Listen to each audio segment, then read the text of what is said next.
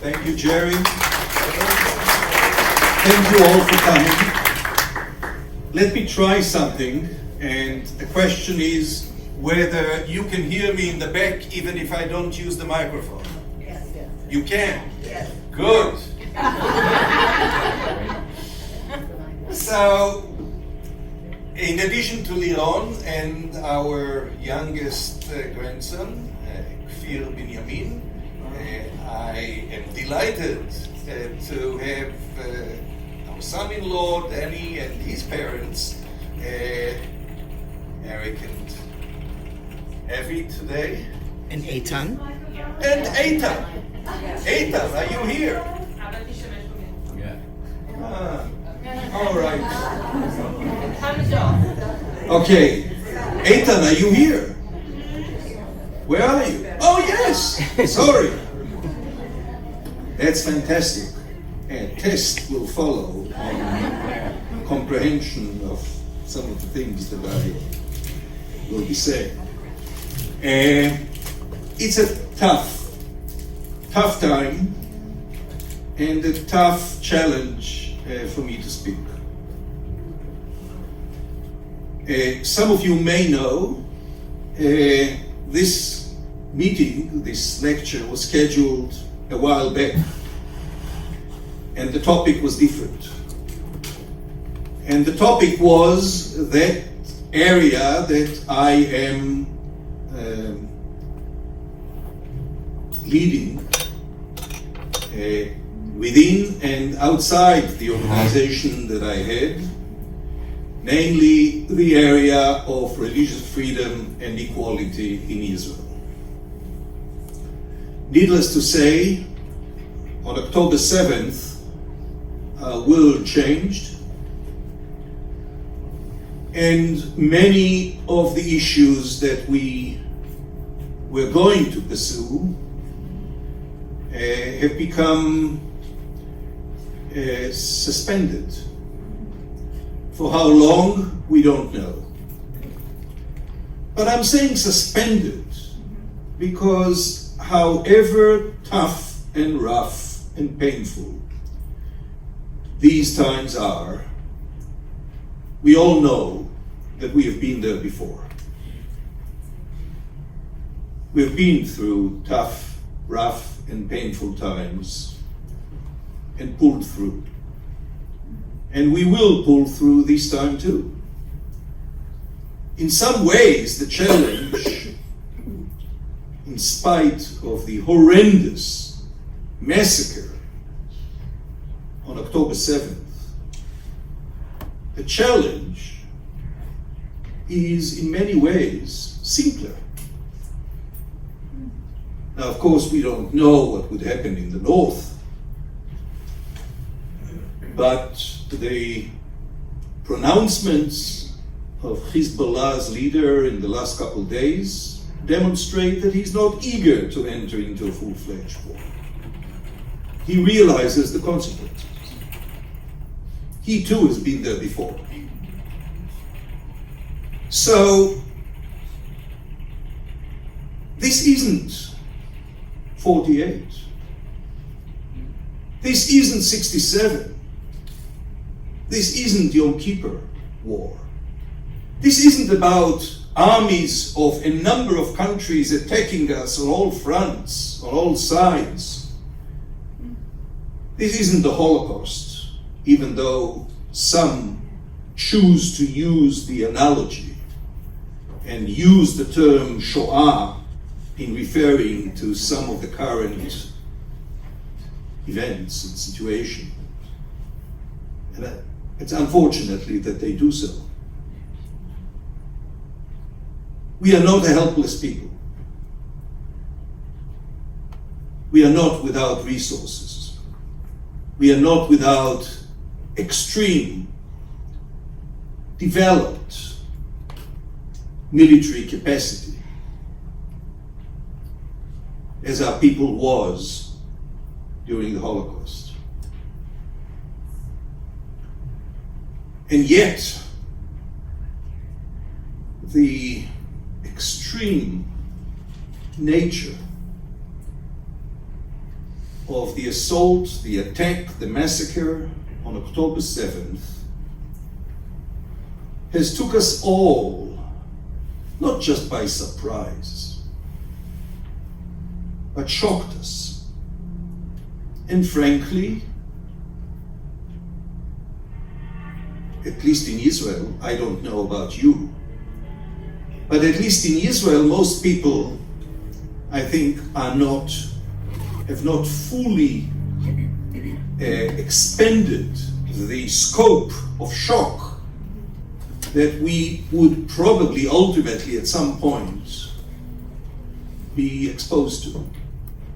Because in Israel, the TV channels are excluding the graphic footage and the explicit descriptions that seem to be traveling in social media and around the world. And as you may have seen just a few days ago, the powers that be in Israel realized that at least some select groups, such as international media, foreign leaders, and yes, Israeli politicians should be exposed to the more accurate account of what transpired on October 7th. And the army has put together a 45-minute video which was screened to Knesset members just a few days ago and to foreign media. And the account that you may have read about was Knesset members not being able to stay through and rushing out in tears and horror. And the foreign media, which covers wars all over the world, was exposed to it, and the description was that there was an unbroken silence. Not a mosquito could be heard in the room. I don't know how much of that will find its expression in their coverage.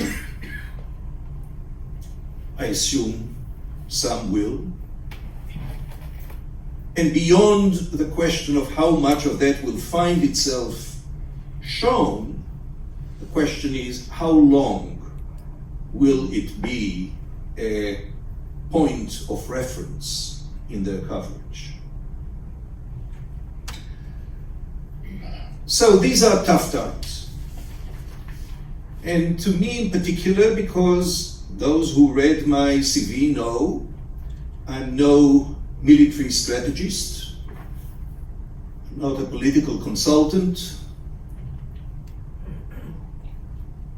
I'm an advocate, rabbinic and legal advocate, for the cause of religious freedom and equality. So I will not replace for you that which I assume most of you already know. Now, if you speak Hebrew, I assume you are glued to the television broadcasts coming from Israel 24/7 on the three main channels, though some may even be watching the fourth channel. I don't know why, but some do.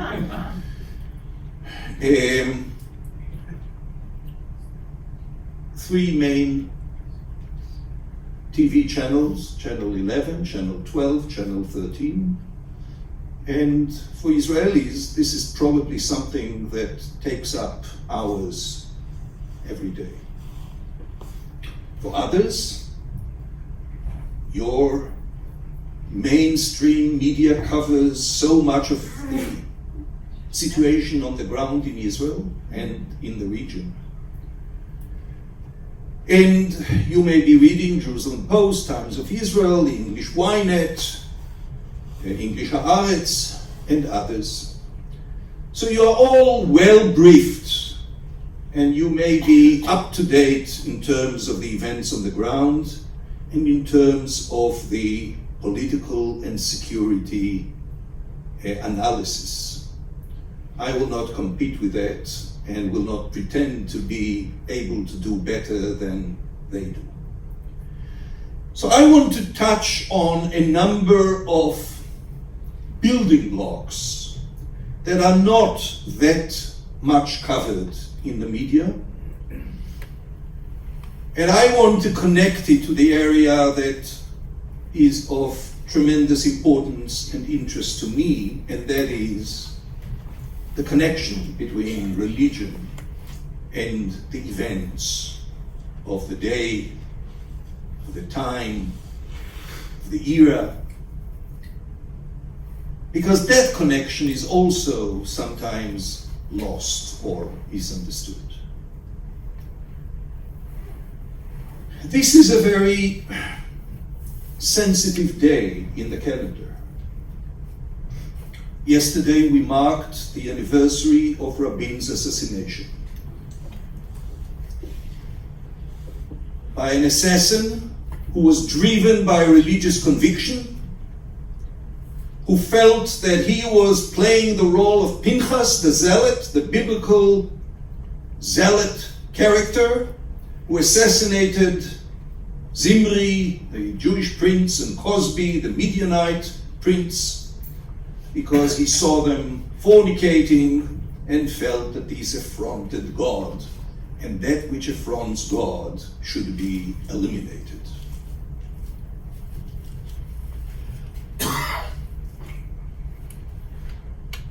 So yesterday we marked the anniversary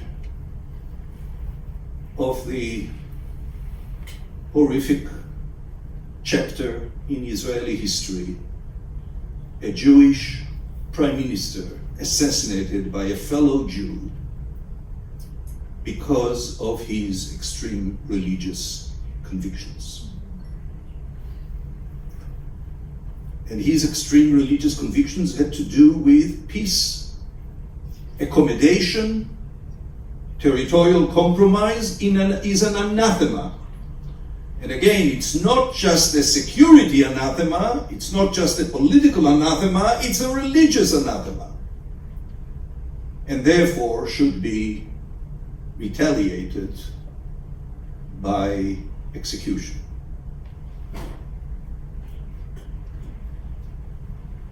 Tomorrow we will mark, and the rally today may also point to it, the Shloshim, the 30th day to the massacre. And the Shloshim carries with it heavy hearts, pain, and reliving the events that changed the faith of Israel, probably forever.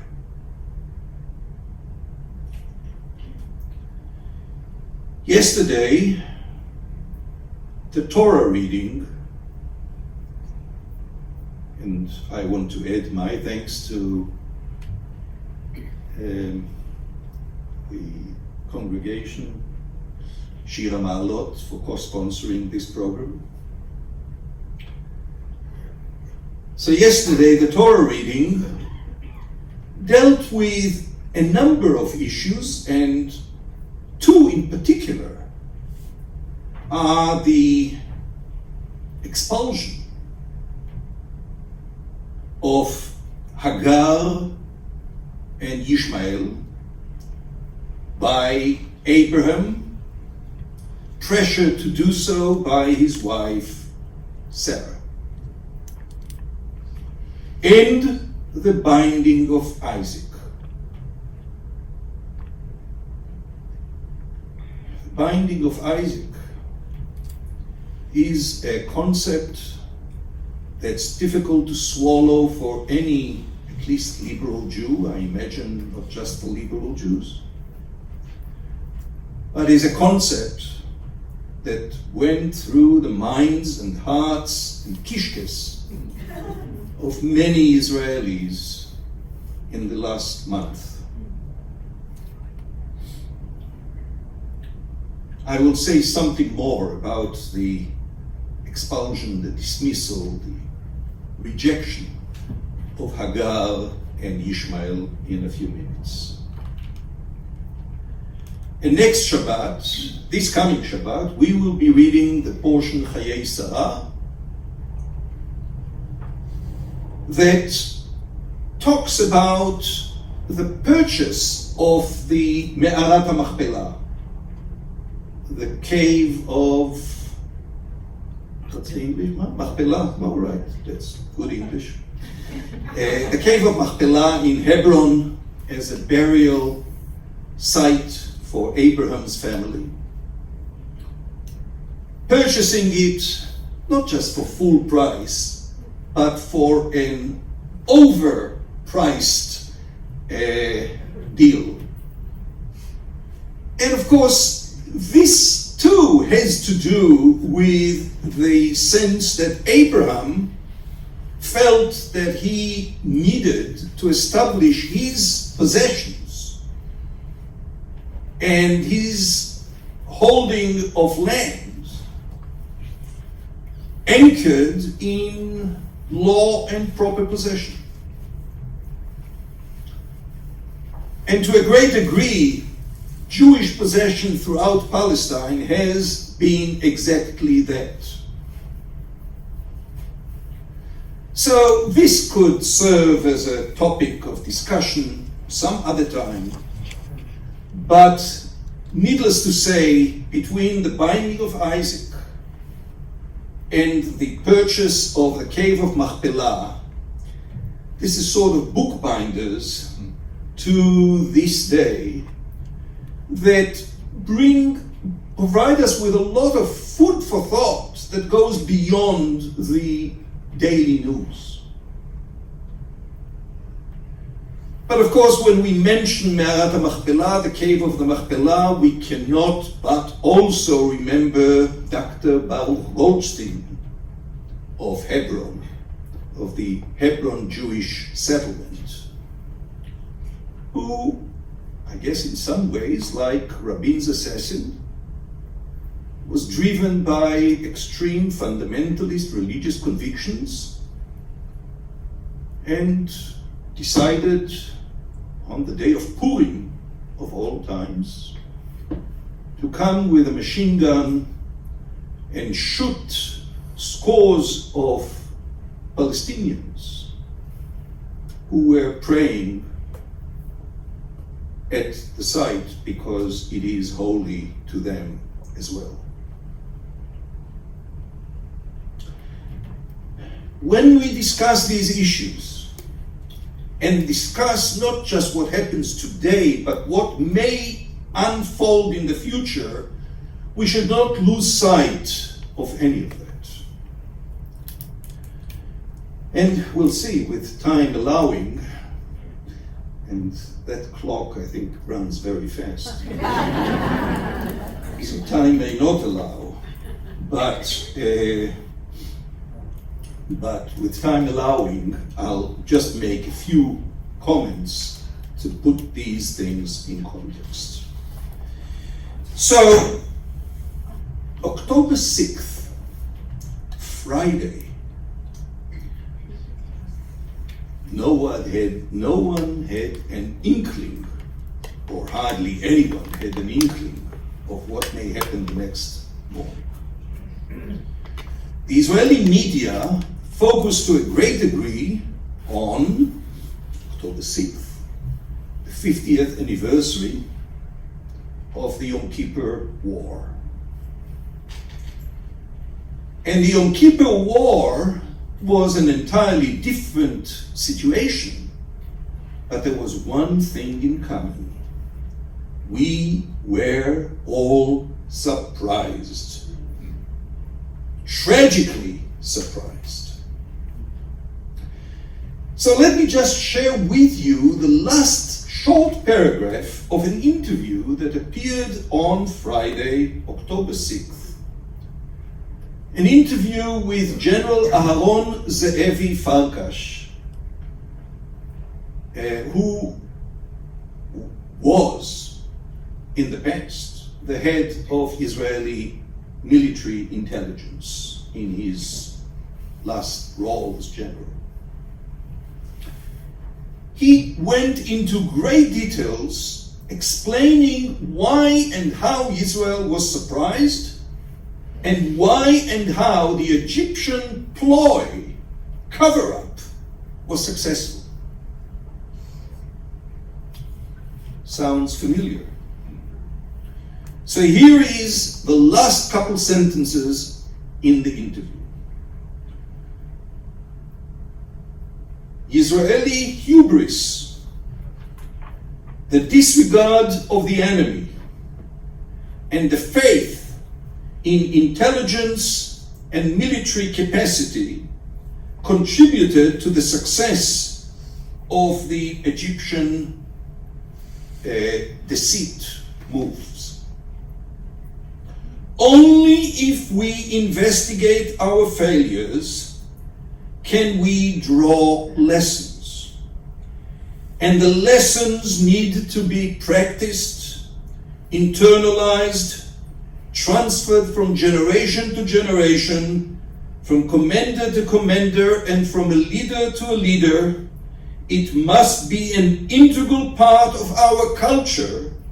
Otherwise, we will be surprised again and caught unprepared.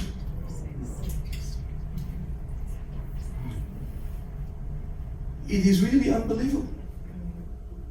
We've been talking for 50 years about the Egyptian ability to catch us unready, unprepared. And here is General Ze'evi Farkash in a couple of sentences explaining the essence of the problem. We were once again taken by hubris, underestimating the enemy, and unwilling to question our intelligence and military capacity. And we paid a terrible, terrible price for it. Now, the question of what transpired on that day is something that some in the world have a difficult time believing, such as the Queen of Jordan, who said, I haven't seen children decapitated, women raped, so I don't take it for granted. I have my doubts. Others may not have so many doubts, as we know with the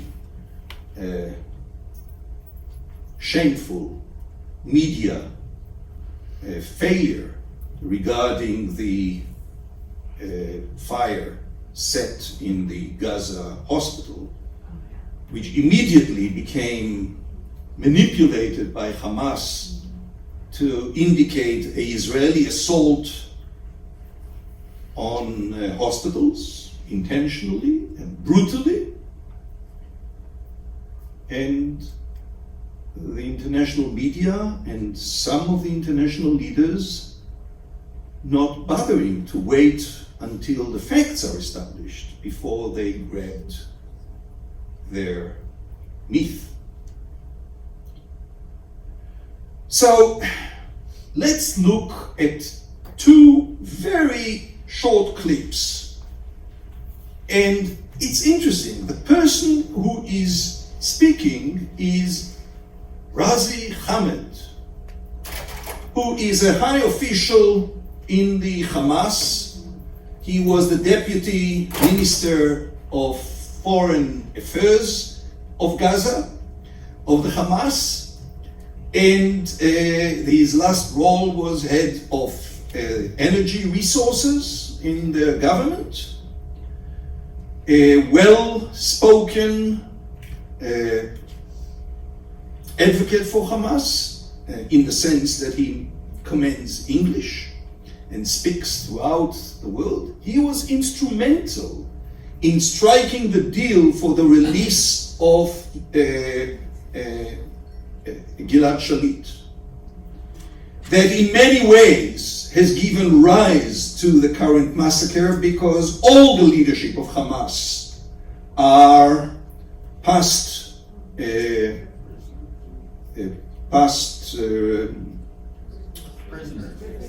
prisoners who were released in that fateful deal. So let's listen to two very brief interviews that he gives. The first one is in Arabic with English subtitles, but you'll have to read quickly, to a Lebanese television station, and both of them were done on October 24th, 2023. إسرائيل دولة لا مقابل على أرضنا. إحنا الدولة لابد أن نزيلها، لأنه بالفعل هي تعتبر كارثة أمنية وعسكرية وسياسية للأمة العربية والإسلامية، يجب أن تنتهي. لذلك إحنا لا نخجل أن نقول ذلك بكل قوة. إسرائيل لازم نقدمها، وحنقدمها مرة ثانية وثالثة، ومش أنا حتكون طوفان الأقصى أول مرة، لا حتكون ثانية وثالثة ورابعة، لأنه إحنا لدينا إصرار ولدينا قرار ولدينا إمكانيات أن نقاتل ونحارب، لكن كما قلت لك بدنا ندفع ثمن. نعم إحنا مستعدين، معلش بقول لك بشكل واضح، إحنا اسمنا شعب الشهداء ونفخر أن نقدم شهداء. إحنا لا نريد أن نمس لا بالمدنيين ولا أن نلحق الأذى بهم، لكن أوقات لأنه في تعقيدات في الميدان صارت في منطقة موجودة، وكان هناك في احتفال وكان في سكان، منطقة واسعة ليست سهلة على امتداد تقريبا 40 كيلومتر، يجب أن ننتهي. أن ينتهي وين؟ بقطاع غزة؟ ينتهي إلى لا بتكلم عن كل الأراضي الفلسطينية. كل الأراضي الفلسطينية يعني زوال إسرائيل؟ طبعا. وجود إسرائيل غير منطقي.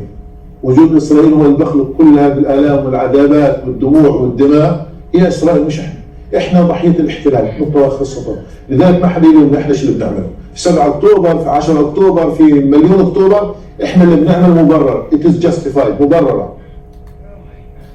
Okay. So, this isn't about Gaza. This isn't about, one second. This isn't about Gaza and Judea and Samaria. This is about every inch of the land from the river to the sea. And this is about the annihilation of Israel. This is about the annihilation of Israelis. October 7th was the first. There'll be a second, third, and fourth following.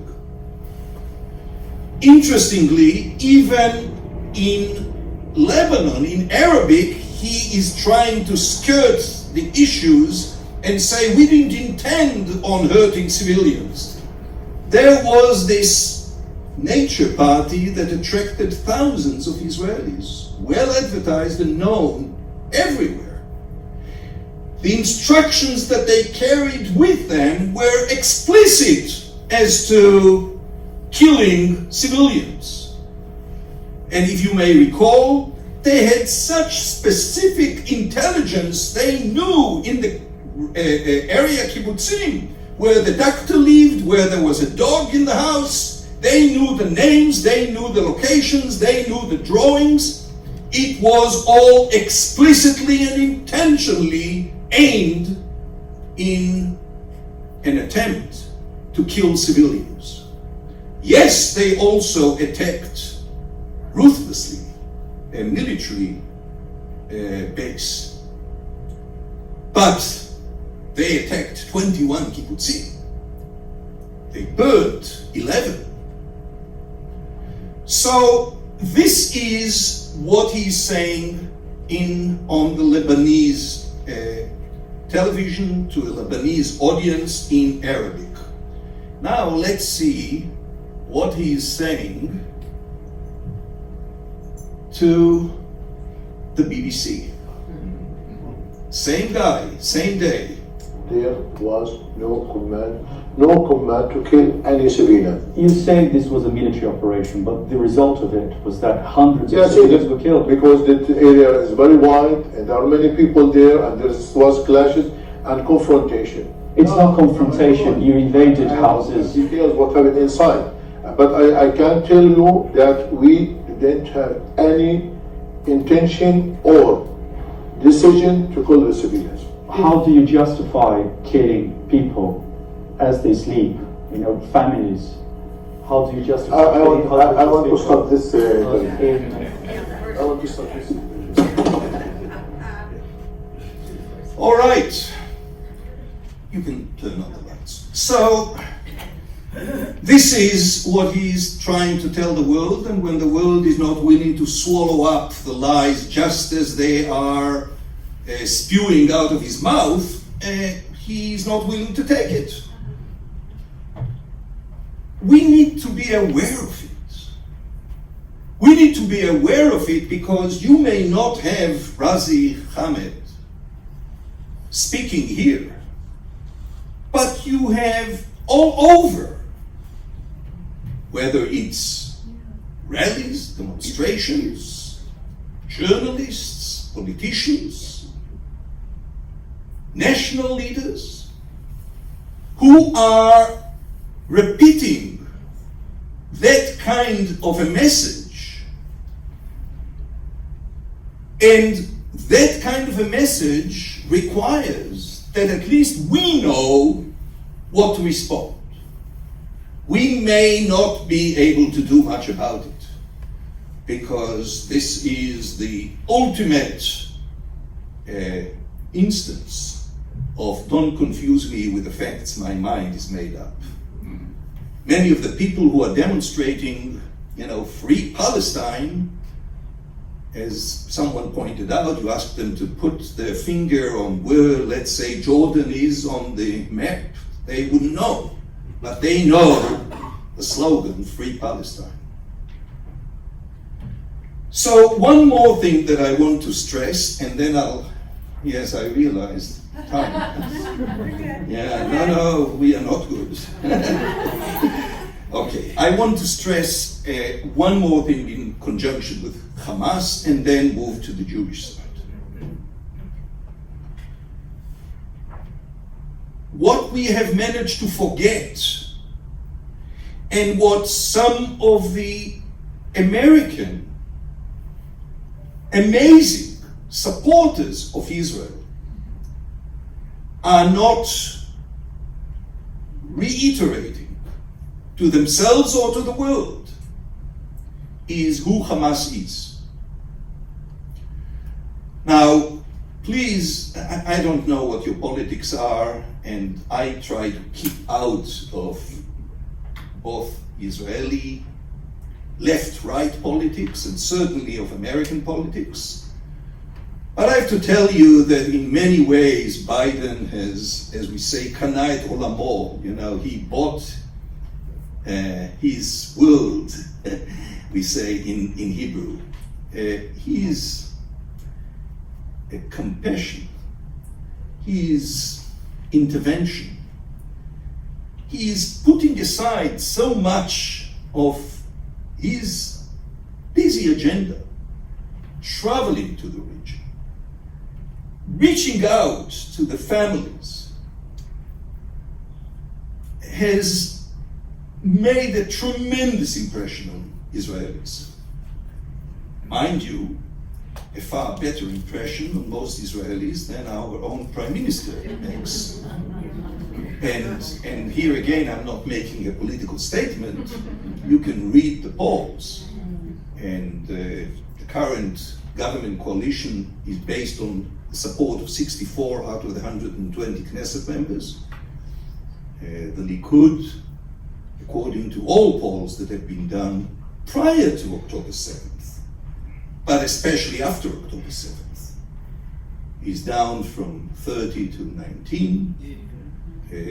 Gantz far supersedes Bibi Benjamin Netanyahu in terms of rating for who's the appropriate or desirable candidate for prime minister.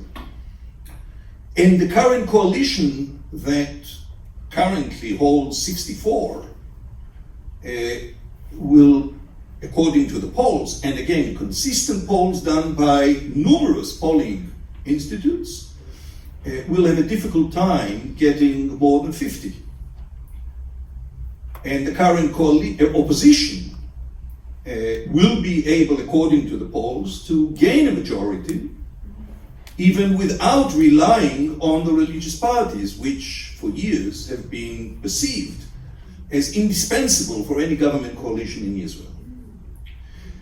So we need to bear in mind who Hamas is, because they may have blinded us and they have blinded the world by looking Western, by speaking good English, but they have not changed an iota in their original covenant, their original ideological and theological grounding document.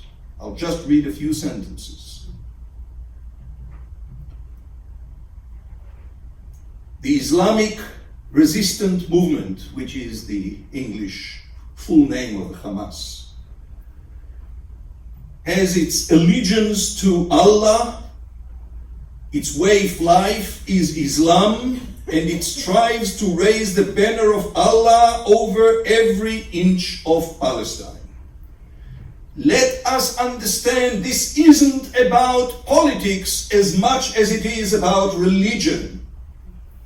And we love to think about religion as bringing people together in harmony and pursuit of peace and justice and camaraderie. And yes, some are indeed committed to it. But we also need to understand, and in a minute I will say something about the Jewish side, we need to understand that religion has been responsible for the atrocities and has far-reaching plans for the future, for future atrocities, and that requires that we take more than a grain of salt when we sort of give blanket endorsement to religious faith. Religious faith can be a tremendous healing power and a tremendous agitator and bloody basis for incitement. Israel will exist and will continue to exist, I'm reading from the covenant, until Islam will obliterate it. The land of Palestine is an Islamic Waqf, holy possession, consecrated for future Muslim generations until Judgment Day. No one can renounce it or any part, or abandon it or any part of it. Ranks will close, fighters joining other fighters, and masses everywhere in the Islamic world will come forward in response to the call of duty, loudly proclaiming, "Hail to Jihad!" This cry will reach the heavens and will go on being resounded until liberation is achieved, the invaders vanquished, and Allah's victory come about. Now, they are rejecting any notion of peace, any notion of negotiated peace, and, of course, add elements of anti-Semitic religious messages, such as the day of judgment will not come about until Muslims fight Jews and kill them.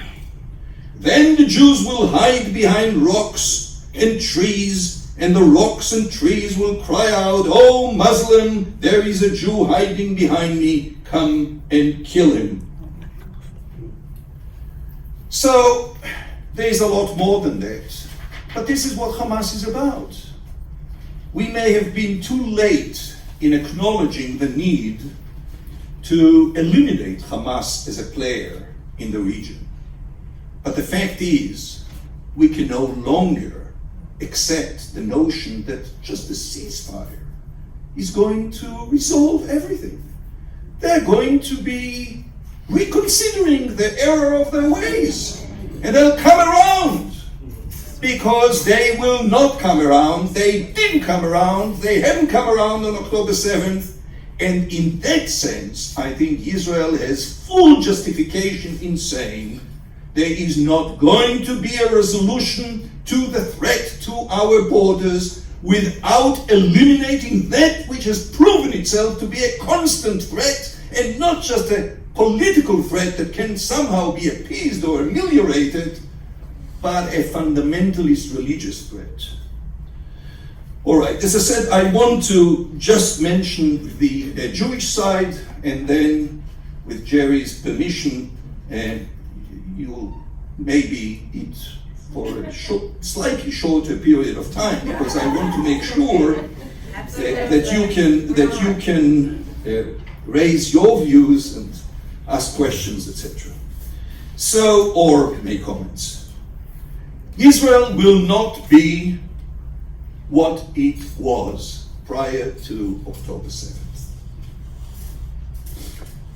There's some difficult, very painful, negative realizations. I'm not just talking about the military, but some silver lining, some rays of light that may actually enable us to better select who it is that we want to do business with and who it is that we may want to strengthen and who it is that we need to sort of write off. So let me say a word about one Arab ray of light. As you know,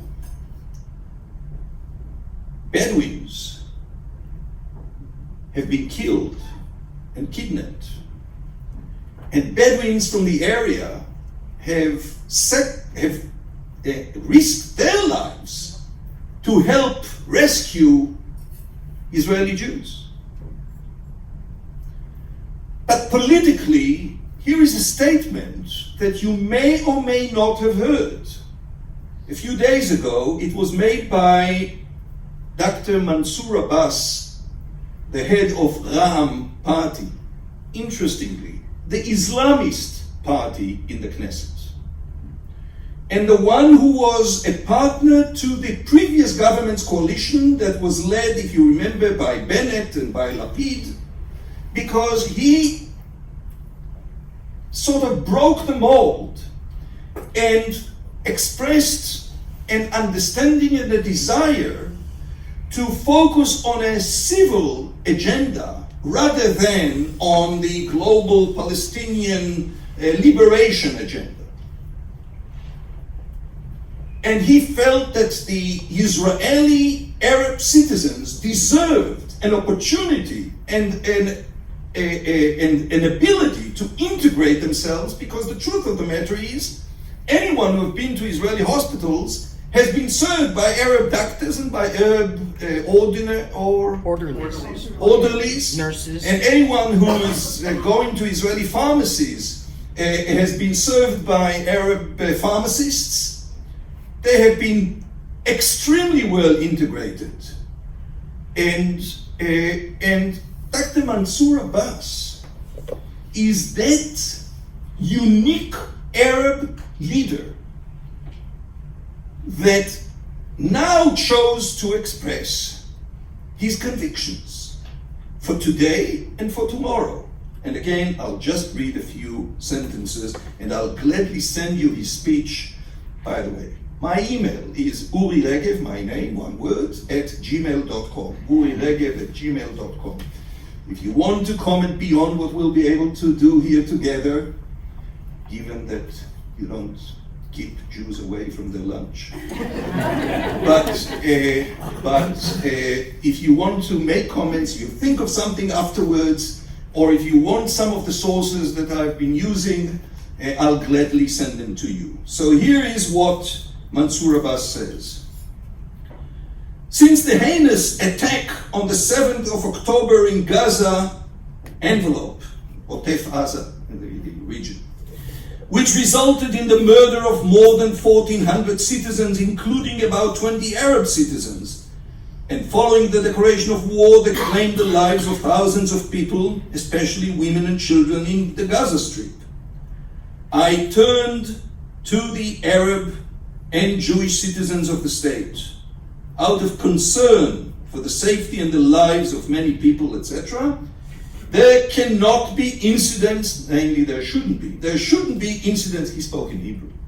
There shouldn't be incidents where one is drawn into any acts of physical, verbal or written violence, nor can there be damage to public and private property. There must not be any incitement, nor promoting or spreading of false rumors. And again, I'll jump, but this is a very important message. There are concerns and fears that the situation will develop and escalate inside the country to the point of direct conflict and physical confrontations between Arab and Jewish citizens. These concerns and fears are real and have a basis. We cannot ignore or underestimate them. We, Arab and Jewish citizens, must provide a remedy for these circumstances.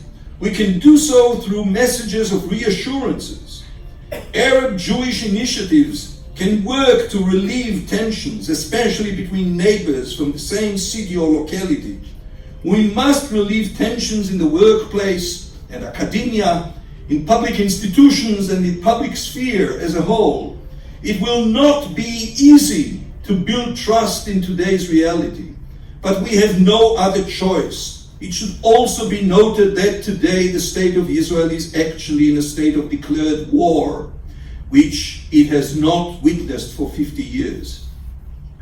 To all those in the Arab society, people as well as leaders, I say today clearly and directly without shuddering. First, we are obligated to block fringe extremist elements and who try to push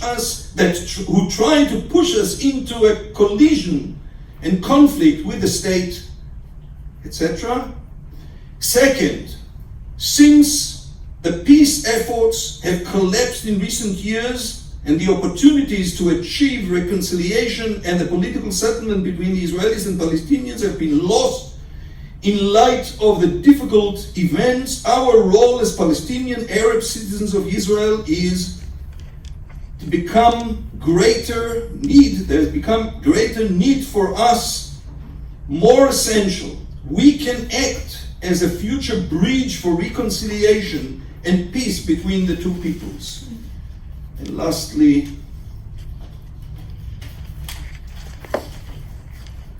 third, there is no doubt that we, the Arab citizens of the country, are in very complex and difficult situation. The Shabbat events and the murder of 1,400 Israeli citizens, of which 20 were Arab citizens, shocked us and shook us to our core. On the other hand, etc. And the final paragraph, finally, we are at a critical stage.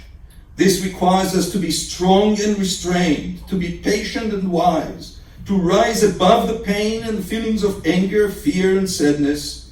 I'm sure that what will come will be better. With God's help, with patience, will come salvation. A very different message than both that of the Hamas, stemming from his religious convictions as a clergy and a leader of the Israeli Islamist movement, and very different than some of the Jewish responses that we also hear today, and with that I will end. So there was an interview yesterday.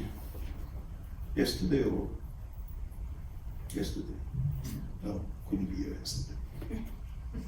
A few days ago, with the Minister of Jewish Heritage, Rabbi Amichai Eliyahu, the son of Rabbi Shmuel Eliyahu, who is the chief rabbi of Safed, who has decreed a number of times that Arabs should not be allowed to live in Safed and Jews should not be renting apartments to Arabs, etc. And the grandson of the former chief Sephardic rabbi of Israel, Rabbi Mordechai Eliyahu. So he has given an interview to an ultra-Orthodox radio station, and in it he says, we wouldn't have provided humanitarian aid to the Nazis. There is nothing like uninvolved individuals in Gaza. So he's asked, so what, should we be bringing down an A-bomb on Gaza? And he responds, that's one of the options. And he's asked, but there are in Gaza more than 250 Israeli hostages. And he says, I pray and hope for their return, but there are prices to war. And of course, his prescription for Israeli Arabs is, he who wants to be an Arab in Israel should be like Yosef Haddad.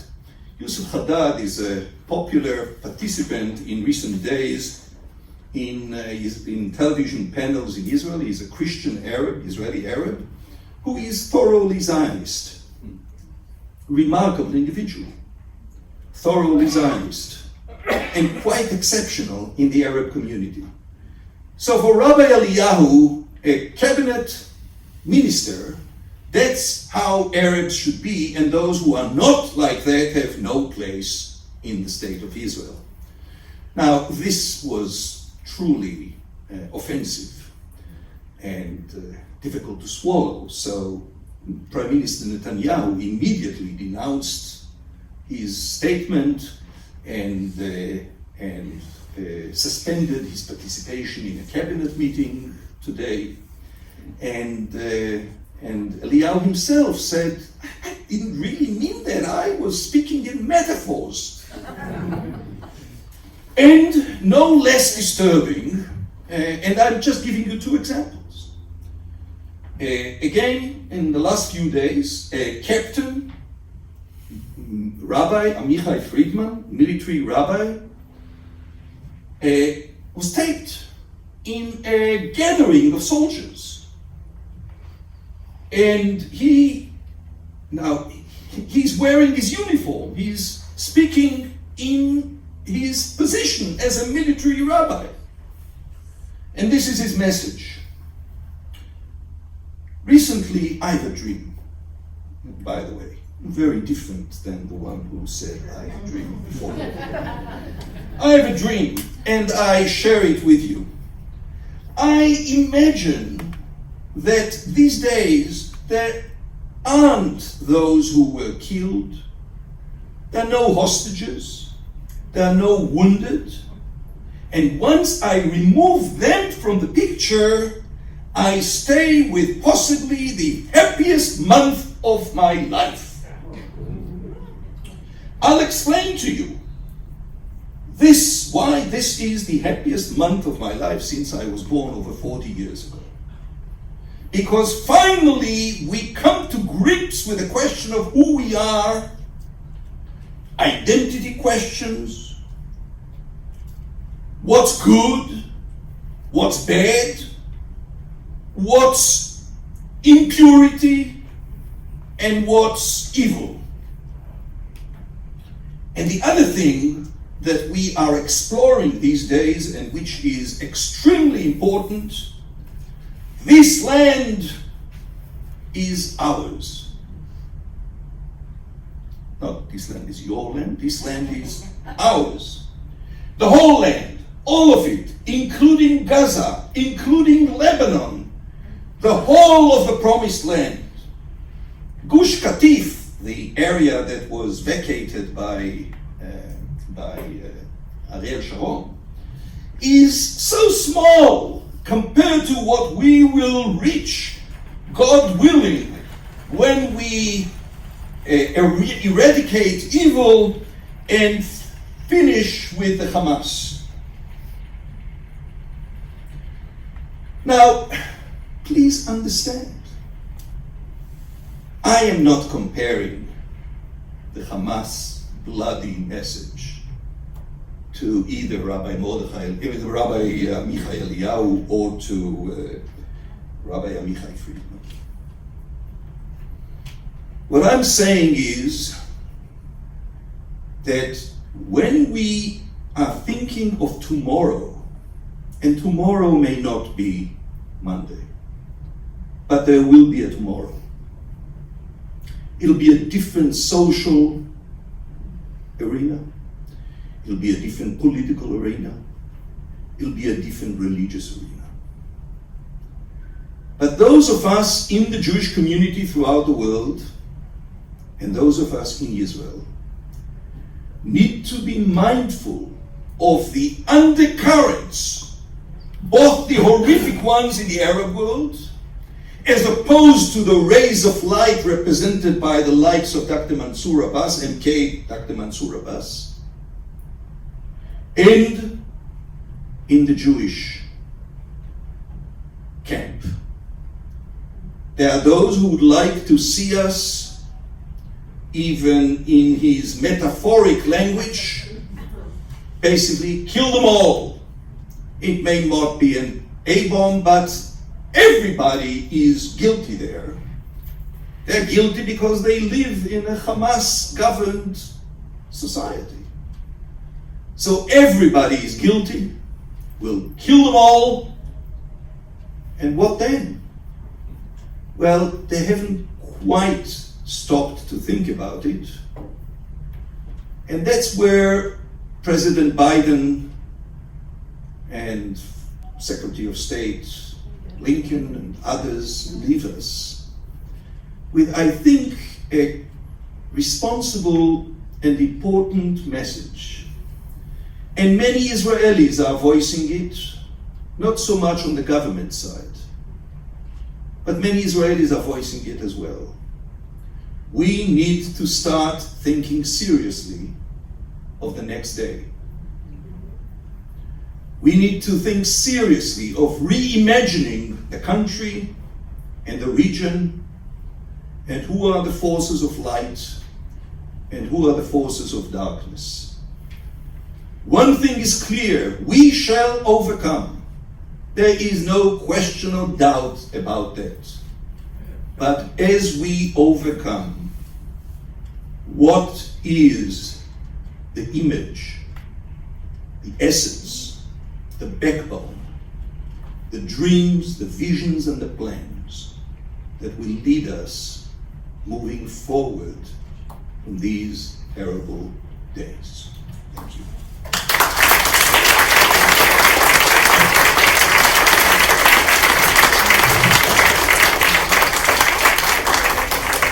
Thank you so much for that inspiring.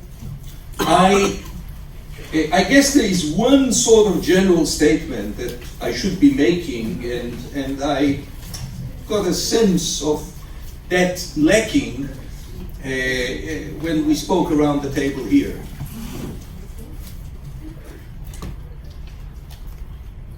It goes without saying that no other country in the world, no other country in the world would have refrained from taking the harshest measures if their border settlements were assaulted and massacred, the residents in that area massacred as the residents of the Gaza area communities were.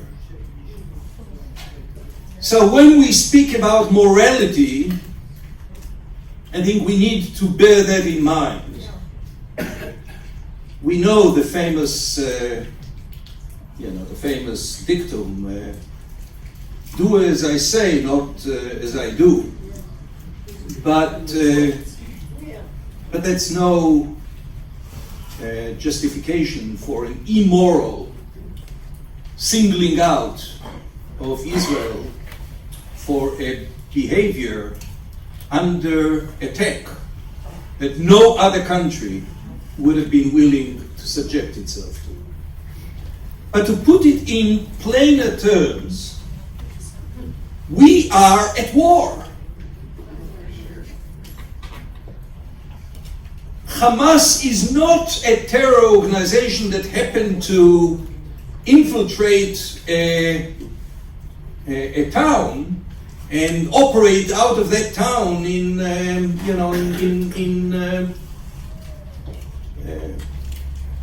terror attacks on the outside.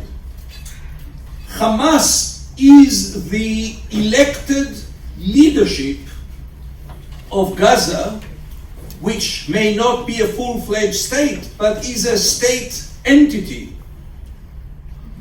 And as such, it has declared war against Israel.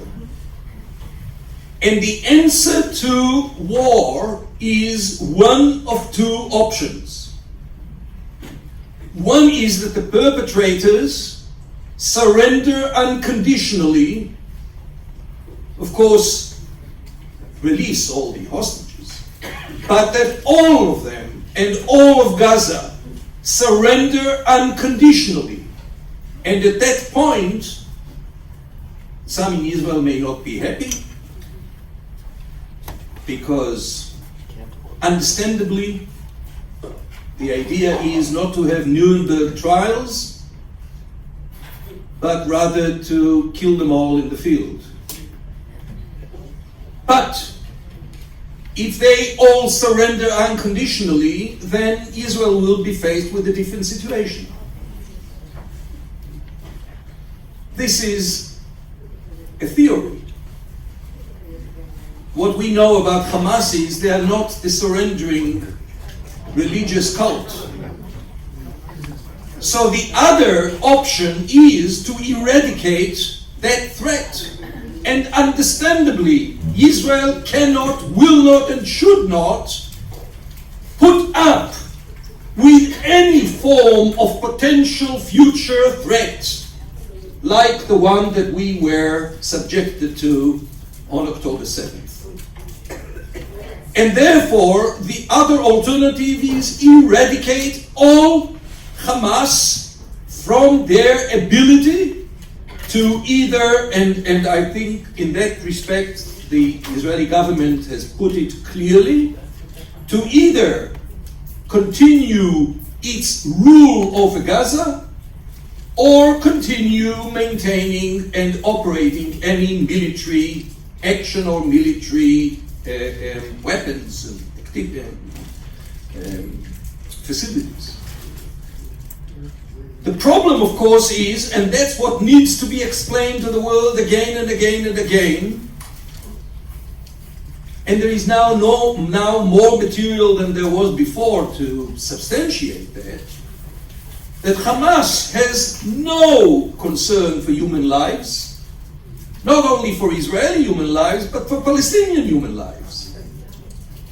And therefore, it, in a thought-through, manipulative, cruel, cynical way, have placed all their operations for years under hospitals, schools, and UNRWA, however you spell that UN organization that's there, institutions, and most recently has stolen the UNRWA refugee services gas because they didn't feel that the refugees should be served, and being able to enjoy and use that gas. They want it. So Israel is in a dilemma, and there was a question of international law. International law recognizes the right to self-defense, and if self-defense means eliminating the threat from an enemy that refuses to surrender, if that means taking out the enemy, and that enemy has hidden under hospitals, then there are collateral damages. It's painful, it's terrible, but it does not justify Israel putting itself at continued risk. So this is a war, and in a war, this isn't about, okay, let's have a ceasefire and come back in 5 years to the same situation. Israel has been there more than once. Okay, yes, sir. I wanted to follow up. Thank you very much. Wonderful. I want to follow up on the conclusion of your original presentation, looking toward the future. Yes. We've given your focus on religious plurality, and the other side, the various Muslim fixed states that have given billions of dollars to Hamas. How do you see the future of Israel? Can Israel be a single state with Jews, Arabs, and Christians together? What do you see as a possible future? Now, are you talking about within Israel, namely Arab citizens, Muslim Christian citizens, Christian citizens, or are you talking about the Palestinians? Which Jews, Christians, and Muslims are you talking about? Well, them, but also the border. Will Israel expand and include Gaza and the West Bank? Well, I mean, there are three ideas that are floating. You know, one is, none of them is perfect. One is that the Palestinian Authority will assume control over Gaza. And possibly, back to, as President Biden is talking about, going back to the two-state solution. Abu Mazen has, I think, spoken today, yesterday, saying he's not adverse to the idea if the proper international circumstances and conditions are established.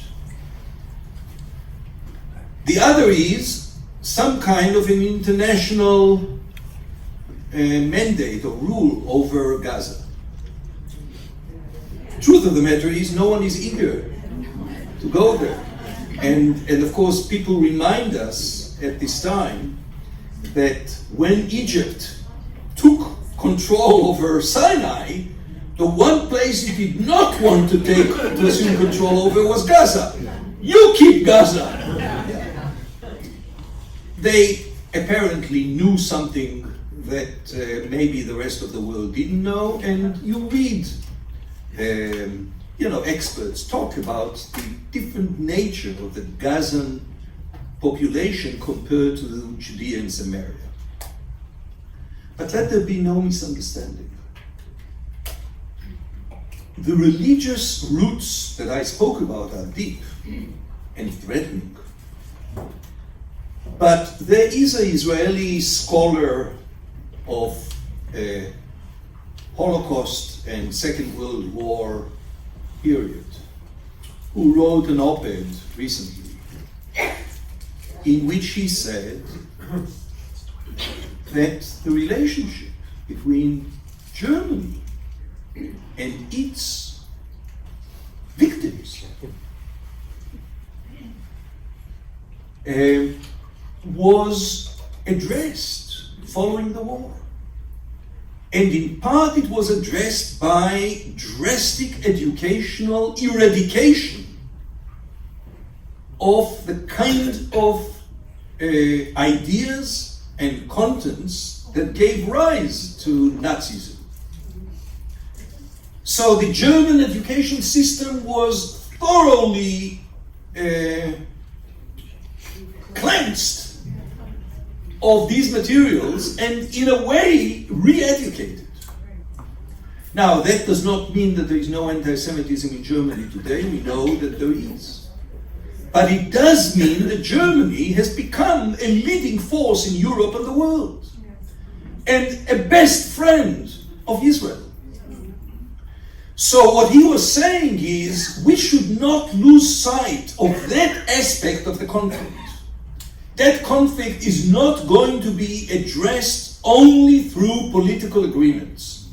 There has to be a thorough, long-term educational process in which all the education, all the textbooks, all the teachers, all the schools will have to be restarted with a different kind of mutuality and willingness to coexist. So the third, I said that's the second, this international control. The third I just heard about yesterday or today. Boy, being in California, which is now 10 hours away from Israel, it's very confusing. So the third is very interesting. I have no idea how much bearing that idea has, but it is interesting. It takes me back to, I forget whether it was 1989 or 1986, when Shimon Peres worked out a draft agreement with King Hussein that King Hussein would take over the territories. Now, you may remember the name of the terrorist organization, Black September. Black September is Black September because in that September, King Hussein killed 20,000 Palestinians in Jordan because they attempted to overthrow his government. So it's Black September because King Hussein could handle them in a way that Israel can't. So Peres worked out this agreement with King Hussein, was willing to do that. But of course, at the time, Prime Minister Shamir didn't hear of it, and the whole thing died. Now, I hear it once again. Namely, that somehow Jordan will assume responsibility for Gaza. So these are the three ideas that are being thrown around. Clearly, a lot more thought has to go into it, and clearly a lot more gearing has to be taken into consideration as Israel prepares its moves. There was a lady that was, who asked, and yes. Okay, our rabbi yesterday said, in spite of what the Arab nations say publicly, privately, they don't like Hamas and they are hoping Israel does the job. What do you think about that? First of all, I'm a great fan of Rabbi Steinberg. It wasn't Rabbi Steinberg. Who was the rabbi? Zilberman of Bat Yam. It's another. Oh, yeah. I know him too. Good. But if there are people here from Shir HaMaalot, I am a fan of Rabbi Steinberg. But yes, I know Rabbi Silberman too. So that's very true. There is a big difference between the outside facade and their internal thinking. In part, it has to do with the famous divide between the Sunni Islam and the Shia Islam. There is no love lost between the two. There have been wars and bloodshed and enmity forever. With the situation with the Hamas is odd because it's sort of out of line with that. But the point that your rabbi was making is very true. There is the axis, the evil axis that they spoke about. So there is the axis that President Biden tried to put together, and probably a lot of that is behind his current moves, namely Saudi Arabia, the Emirates, Israel, and the US and other Western countries, as opposed to the Iran and its cronies, Syria, Hezbollah, and Russia and China, that the common slogan, the enemy of your enemy is my friend. So definitely, behind the Emirates drawing closer to Israel, and now Saudi Arabia, is a great concern about Iran. Iran is their major fear. And now with Iran also the Houthis in Yemen, and therefore they are torn, because on the one hand they cannot denounce the Palestinians. On the other hand, they certainly would be delighted to see the other axis put down, and see that as a relief for their own security and existential threats. Yes, ma'am. Of the 2 million people who live in Gaza, how many are part of Hamas? Well, first of all, I don't know.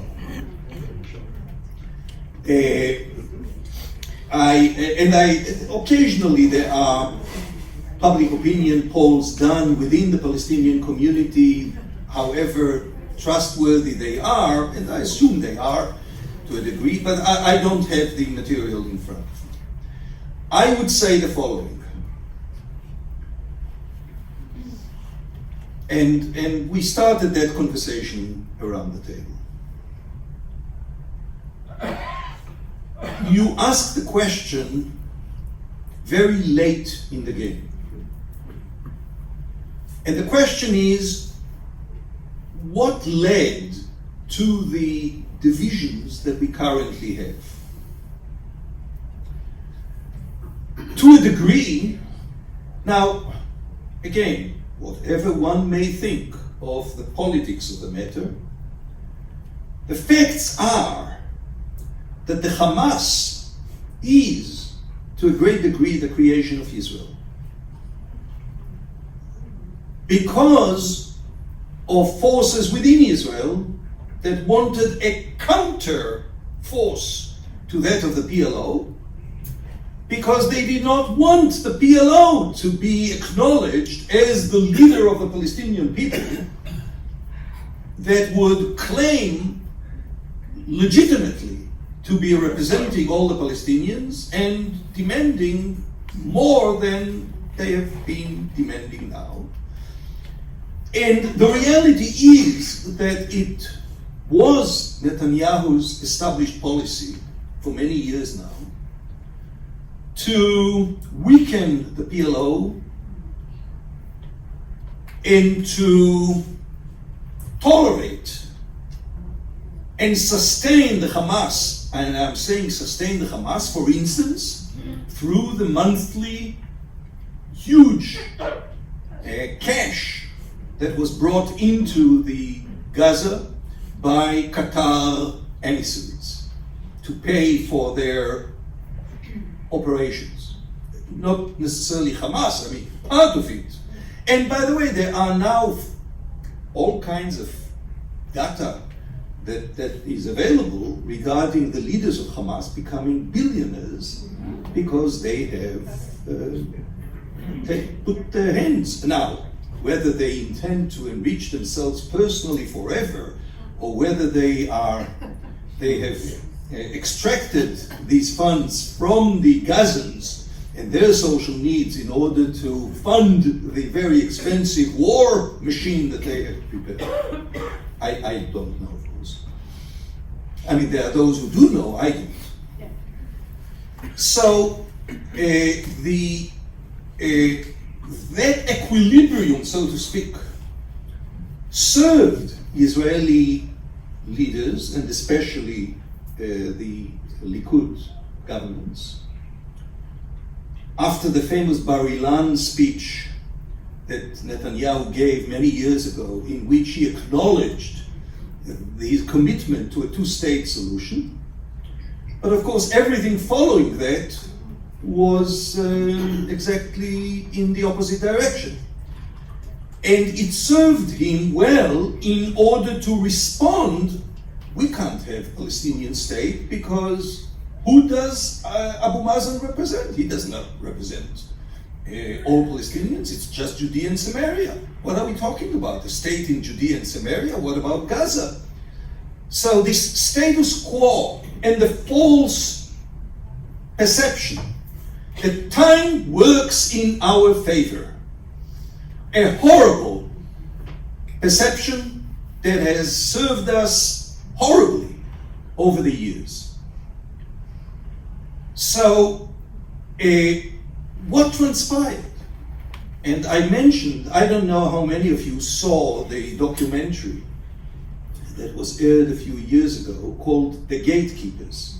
It was really remarkable. They were able to interview the 6 surviving at the time heads of the security service, the Shin Bet. And the amazing thing was, these are all hardened, security-oriented people.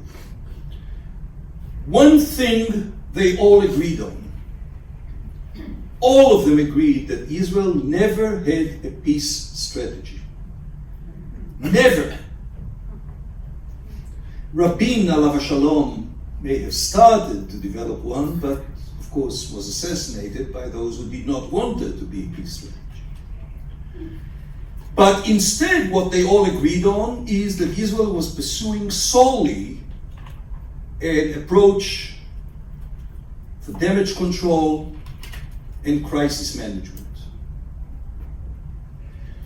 The result, for instance, is there are no real sources of income in the Palestinian territories.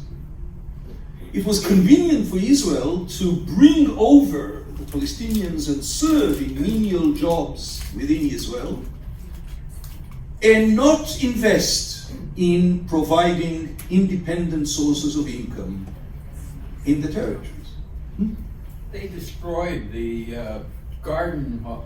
Wait, of course they did, but again, you are talking about Hamas in Gaza. Right. And that does not explain Judea and Samaria. That they were not in power when that Who was not? Hamas. Of course not. What I'm saying is the PLO was in power Right. and has been in power. And what I'm saying is Israel has never made it a goal to develop indigenous sources of income in the territories.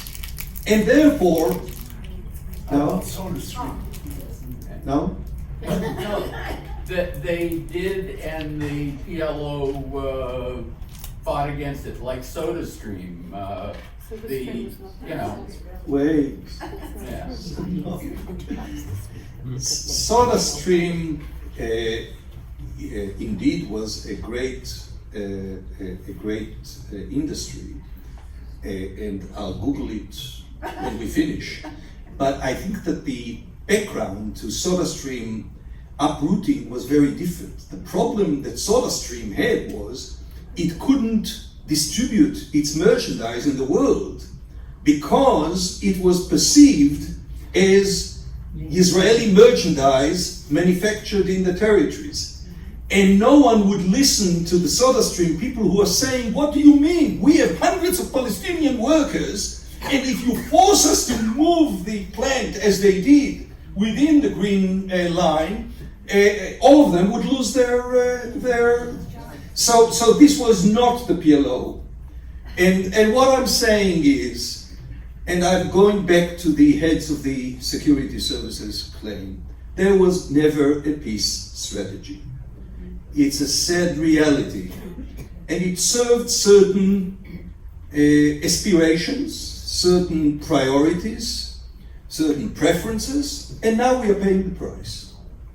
So when you ask me, so how many of them are Hamas supporters, what I'm saying is the situation there with a corrupt PLO leadership and no real means of income and no prospect of normal life people are drawn, especially young people, are drawn to extremism. Well, So how many are there, and how many could be reprogrammed? I am an optimist by nature. We have no way of reconciling our existence with that of the existence of Hamas. well, no, but I'm talking about right now. The reason I asked Yes. is because my naivete, whatever, I'm a problem solver. Yes. So it's like, why don't the Israelis and the Americans go in and offer your street level Palestinian innocents, Yes. you know, hey, we'll give you $5,000, we'll give you $10,000. Yes. Tell us where the tunnels are. Turn in the people. But they you have know. done that. Okay. They've done that. They have Yeah. promised both money and shelter. Okay. Okay. Oh yes, that basic. And are they doing it? Are the basic, you know, are the Palestinians? Who knows? Who knows? Obviously, they. Hundreds of thousands of leaflets came down, they were I saw that. dropped Yeah. down, begging the Palestinians that are in the northern part of the Gaza To get Strip out, yeah. to get out. Yeah. But they followed their leaders, they followed the Hamas, and they stayed there. Different issue. I'm saying. No, it's not. Yeah. And the Jabalia refugee camp. How long do the Arabs consider their own people to be refugees? Why have they let them be in those kind of conditions? There's not. They have the money. They could have put them in great housing. They could have made their lives productive. All right. No, and they have it now, but we're in a crisis. So the answer. But they're not willing to The follow answer it. is there are no simple solutions tomorrow, and the question is what will happen afterwards. Yes, ma'am. So you just said it, there are no simple solutions, we all know that. In recent weeks, since these horrors started, there's been a lot more talk about starting up the two-state solution. We've all seen the maps, you've shown me the maps personally. Israel has created facts on the ground, and on the West Bank, it's almost impossible. I have been there, I have heard people tell me, this is the land God gave us, this is Judea and Samaria, it is our land, it is our God-given land. So what happens if you try to create a state there, and you start having to pull out, if not the large settlements, at least the smaller settlements? I envision chaos, I envision civil war. Am I a total pessimist, or is No, there- you're not a total pessimist. I quoted these two rabbis, Amichai Eliyahu, who says, an A-bomb on Gaza is not a possibility. And this Friedman, who said, no, it's not just Gaza, it's Gaza and Lebanon and everywhere, and we'll settle all these areas because this is our promised land. So what I'm saying is, look at Begin. When Begin struck the peace agreement with Egypt, there were prosperous, someone said before, what they've done with all the sun, houses, etc. They were all there, they were all left there. But he uprooted all the communities, and he uprooted the city of Yamit. There was a town. Uprooted everything in order to meet the requirement of the agreement that he made with Egypt. And frankly, there is no love lost. But you know what? If we had the relationship with all the other countries that we have with Egypt, we would be in paradise, relatively speaking. Fresca, they don't sell Fresca in Israel yet. Take Fresca, being imported before I acknowledge, But what I'm saying is, it's going to be tough. There may be a civil war, but you know what? There may be a civil war not only over this. What we realize is, and I haven't spoken about the ultra-Orthodox community, they explain what happened on October 7th in the same way that they explained COVID-19. It's all God's doing. This isn't the Hamas. Hamas is God's agent. Now, why? There are different ideas as to why. It's the period leading to the Messiah. It's because we need to make tshuva. So that's the price that has to be paid in order to shake people up, etc. All kinds of, and these aren't marginal figures. These are mainstream rabbinic figures that explain. And this is the permissiveness in Tel Aviv, and desecrating the Sabbath, and mocking, the events in Yom Kippur, etc. We are in a situation where a lot of long-established conventions are going to be shaken. And the first thing will be a reshuffling of the government.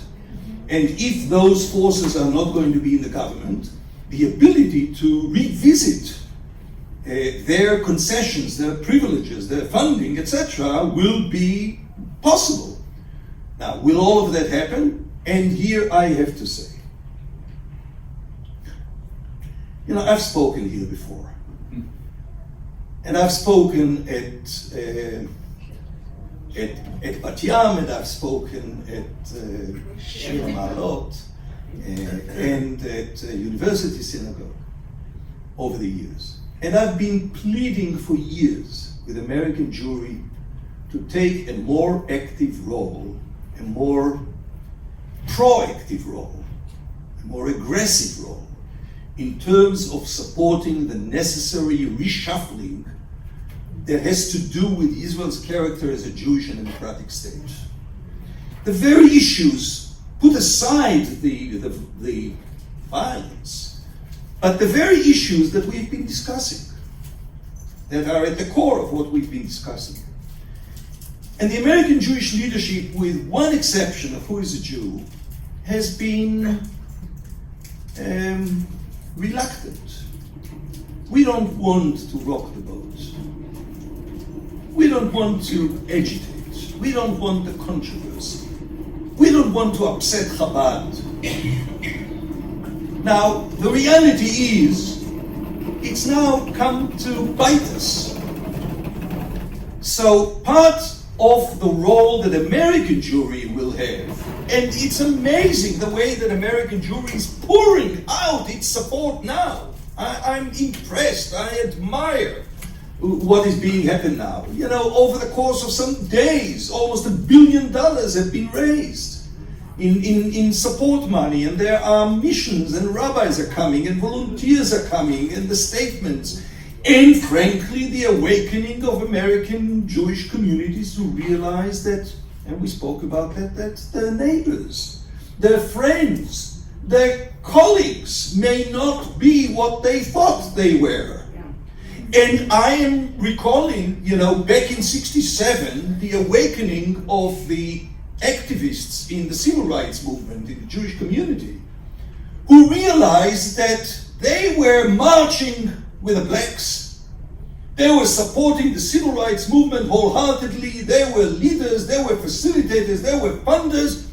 And then overnight they realized that those that they have supported have not really been on the same page with them. That once it was Israel that was threatened, they weren't around. And I just read the New York Times article from a few days ago about Hollywood. It's a rude awakening for people who were the movers and shakers of Hollywood. And the Human Rights Watch, unable to pass a statement, to publish a statement in condemnation of the massacre. So I think that there is a lot of reckoning that would be necessary for world Jewry, especially the American Jewish community, both in terms of its own relationship with its environment and in terms of what they invest in Israel. And they should be investing in the renewed vision of Israel that is based on our shared values of Judaism as an inclusive, liberal tradition and democracy. Yes, sir. I'm thinking back to your statement about the Islamic leader in Israel coming up with this. Yes, Dr. Mansour Abbas. Hamas. Who else in the Islamic world has indicated any type of idea of reconciliation and working with Israel? Some have, not many, but some have. And I just saw the other day there is a candidate for Congress here, an Islamic lady from, I forget which state. Minnesota. Huh? Minnesota? Minnesota? I don't remember. Do you remember her name? Akidi. And her last name is Akidi. And she just visited Israel and just spoke, and her message was widely distributed. Yes, there are both here and around the world. Not too many because of the question that I was asked there. Some of them are scared. For instance, you look at King Abdullah of Jordan. I mean, the majority of his population are Palestinians. He has to be extremely careful or else he'll be overthrown. And you saw and Assisi, of Egypt. He clearly has no use for the Hamas and no use for Gaza, but the demonstrations in Egypt are such that put his own position in peril. So they are very, very careful. Yes, sir. Could you imagine if Saddam Hussein were still in power? Of course I can. And what would have happened to Israel? But he didn't. All right, because we took him out. Well, again, with Saddam Hussein, I still can't get over the fact that I remember Ehud Barak saying in an event that we actually honored him, saying that we were 45 minutes away from a bomb, from a nuclear bomb, and you went there and couldn't find anything. So I don't know. Yes. One thing is very clear, and by the way, it has bearing on the issues of religion and state in Israel, and that is, with all due respect to the technology and to the sophisticated equipment, Israel will need boots on the ground, namely a larger army on the ground, which means that the massive exemptions given to the ultra-Orthodox community, which basically exempted over 150,000 yeshiva students of army age, about 13,000 a year, will no longer be politically tolerated. Yes, amen. Last question, last comment, and then we are out. Off. Yes, ma'am. I'm sure I speak for everybody when I say I personally appreciate all the things that you've said, but here's my bottom line. You're a rabbi. You have a very positive, God-loving approach. 2 nights ago or 3 nights ago, I was at the temple and I heard Rabbi Steinberg talk. We read the Declaration of Independence of Israel, and he read the Declaration of Hamas. Hamas wants every Jew dead, gone, murdered, raped, gone. There is no other choice in my opinion. Israel's Declaration of Independence spoke of peace, helping the world, being better people, being loved. It's never going to happen. It's never going to happen. But we are talking about Hamas. We are not talking about all Palestinians. Definitely, Hamas has to be taken out. Yes. Now we are talking about 30,000 people. And all the proxies of Iran. And all the proxies of Iran. It's not just Hamas. Listen, there's Hezbollah. Of course, I agree. But you know what? There is a point at which you have to choose your battles. Yeah. It's not as if Israel can start wars all over the world. So let's deal with Hamas now and then move on. All right. Thank you. Thank you.